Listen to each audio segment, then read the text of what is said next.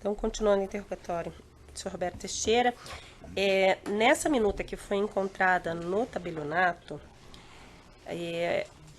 o tabelião, escrevente, acho que era o escrevente, afirmou aqui em juízo que, diferente das outras minutas de escritura pública que ele fez a pedido do senhor do seu escritório, o senhor orientou a não enviar por e-mail para o seu escritório, que era para levar pessoalmente essas aqui. E depois o senhor teria comunicado que o negócio não tinha sido feito, que eles podiam descartar. O senhor se recorda de ter feito isso? Não tenho recordação disso. Agora, veja, todos os documentos que eu mando para esse cartório normalmente são documentos públicos. Eu não acredito que eu tenha feito tal recomendação, porque se ele faz nos livros dele, nas minutas, ele faz nos livros dele. Então isso aí é facilmente aferível. Não teria como você, aspas, esconder, e também não teria por que eu iria dizer para ele não fazer dessa forma, esconder. Quando se faz uma minuta num cartório, é a maior demonstração de que você não está querendo esconder absolutamente nada, porque está publicizado, está lá dentro. Eles têm uma sigla, porque se você vai efetivar a negociação, é só lançar no livro depois. Então, mesmo esboço de minuta? Mesmo. Porque não estava nem constando o nome dos compradores. Não vejo, mas deve ter algum númerozinho dizendo assim, alguma sigla para poder dizer do que se trata. Tá. Então o senhor nega que tenha dado alguma orientação? Nesse sentido, com certeza absoluta. Absolutamente, não tenho porquê. Tá. E o usual no seu escritório era que o cartório fazia, mandava por e-mail para vocês conferirem antes de lavrar? Todas as vezes que ele fazia as minutas, ele mandava para verificar se estava em ordem, se não tinha, para uma análise, para um check-up final, e depois nós dávamos a ordem no sentido de que era para lavrar. Até porque, veja, você tinha que verificar se as partes realmente iriam efetivar o negócio, marcar data, cada um vir com os seus cheques, no caso administrativos, para poder constar no corpo das escrituras. Então isso é absolutamente normal. E se deixa eu explicar uma coisa, eu faço direito imobiliário há muitos anos. Isso para mim é muito curial. Essas questões, esses atos assim, são absolutamente comuns. Não digo agora, ultimamente, que eu tenho tido uma série de problemas físicos e não tenho tido tanta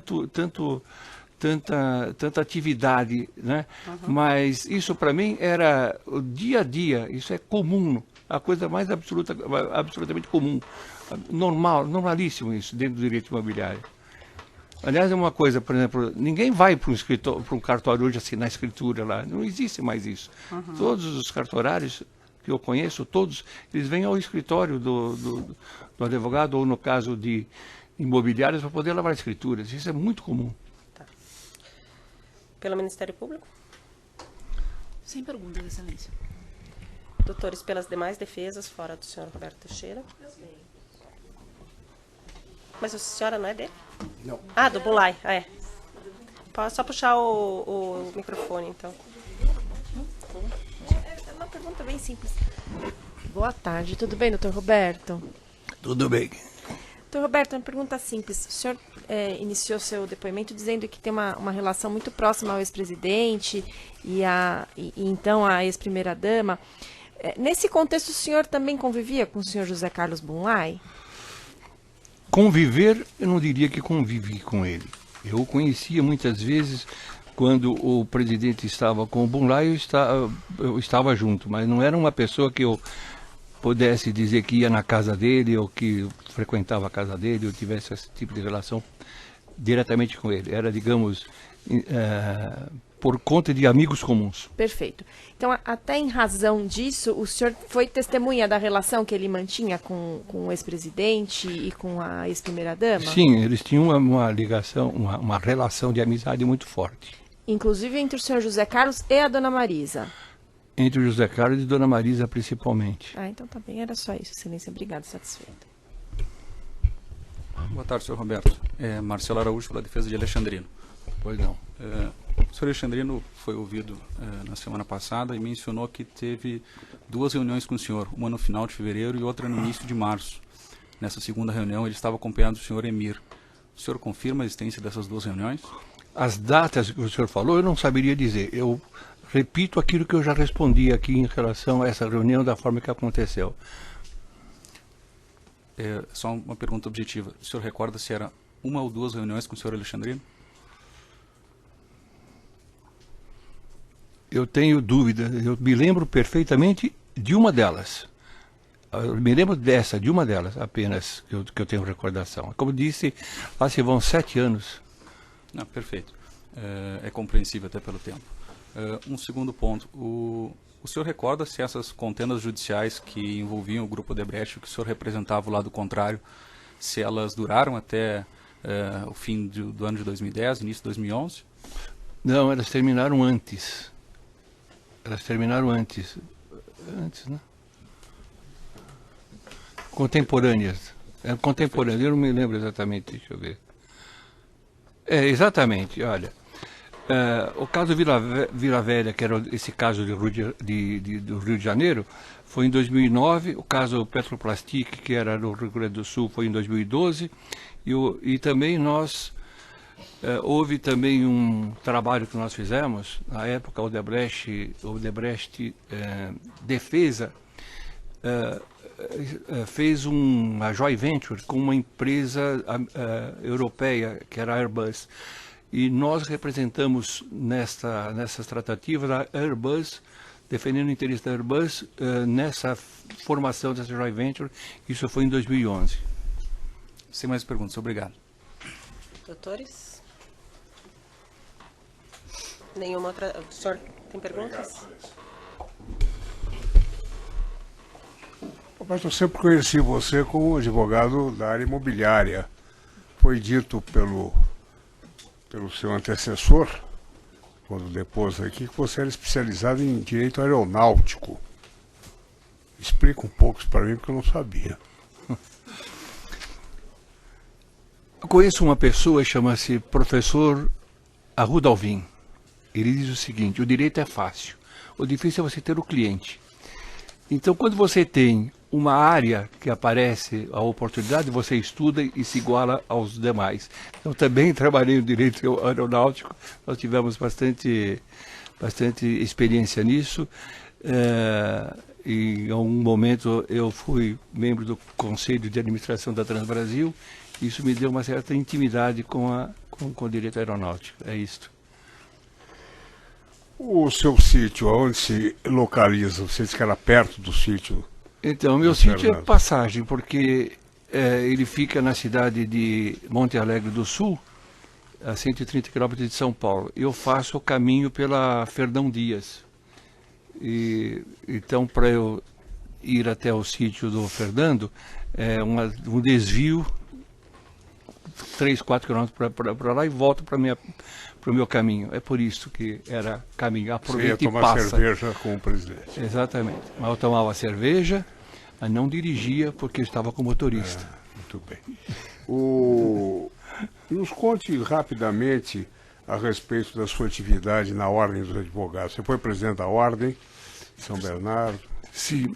Eu fui presidente da Ordem dos Advogados de São Bernardo, subseccional de São Bernardo, né, na verdade, durante 2 mandatos. Eu fui vice-presidente, fui secretário, fui tesoureiro, depois eu fui presidente da Banca do Exame de Ordem, do Estado de São Paulo, e sempre eu dediquei muito tempo da minha vida nessa atividade corporativa. E um fato importante, pelo menos agora, até lembrando que nós estamos aqui numa vara criminal, havia lá atrás, algum tempo atrás, quando não havia ainda Defensoria Pública, a obrigação que era impingida aos advogados para que, nomeado dativos, você tinha a obrigação de atender o juízo, sob pena de você estar cometendo uma falta disciplinar. Então eu me lembro que teve um encontro nacional de assistência judiciária e eu fui autor de uma proposta que depois ficou conhecida como a primeira greve dos advogados. Foi uma proposta no sentido de que a ordem desconsiderasse aquilo como falta grave, e aí então os advogados puderam não mais ser obrigados a atender às nomeações, e isso forçou forçou o governo do estado a fazer o pagamento para os advogados, o convênio com a ordem. Então, um dos causadores o provocador dessa situação fomos nós. Eu estou satisfeito, Sérgio, tem alguma coisa? Bem pouca coisa. Roberto, boa tarde. Boa tarde. Roberto, antes toda essa operação na Lava Jato, esse processo, antes disso tudo, o senhor tinha consciência de um possível cartel das grandes empreiteiras do país terem loteado obras na Petrobras? O senhor tinha alguma noção disso? Não tenho a mínima noção. A mínima noção. Absolutamente. Até é bom dizer o seguinte: a despeito, as pessoas confundem muitas vezes porque eu sou amigo do presidente e pensam que só tenho ele como cliente no escritório. Eu tenho listado no escritório, ao longo dos meus 50 anos, 1.100 clientes. Então, quantas pessoas me procuram como advogado, não estão procurando só por conta dos interesses que poderiam eventualmente interessar ao presidente. Então, para deixar claro, durante todo o período em que o Lula exerceu a presidência, eu não entrei uma única vez na Petrobras, não dei um telefonema, nem para o jardineiro e nem para a secretária. Não recebi de lá também. Ele tinha 35 ministérios. Eu não entrei em nenhum deles, à exceção de 2, porque fui procurado pelo ministro do Trabalho e ministro da Previdência por conta de uma pendência da Varig, que eu era advogado junto à Varig, de interesse de um grupo junto à Varig. Fora isso, eu não pus os pés em absolutamente nenhum desses ministérios. Então eu fui uma pessoa que, a despeito da amizade, eu estive sempre fora desse círculo de poder. O Palácio do Planalto o senhor frequentava? De quando em quando, algumas vezes, me dignou em ter me convidado, eu fui lá, proibido de falar de política, apenas para passar um final de semana.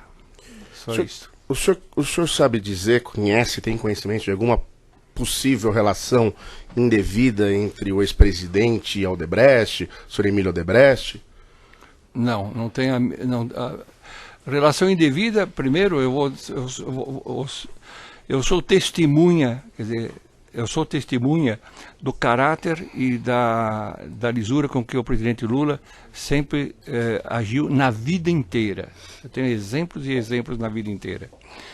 E então, quando se fala assim, você usou uma expressão, essa relação o que mesmo?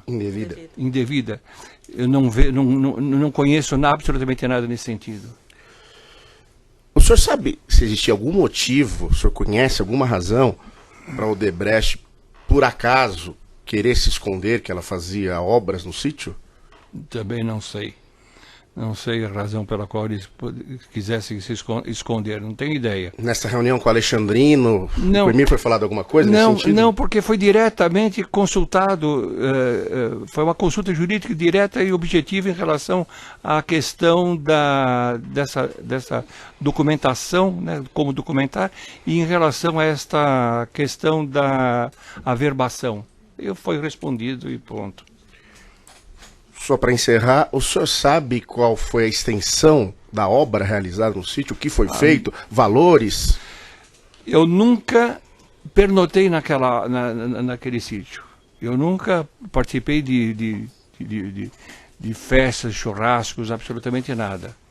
Então não conheço essa extensão, como você pergunta, destas obras. Eu estou satisfeito, Excelência. Obrigado. Então...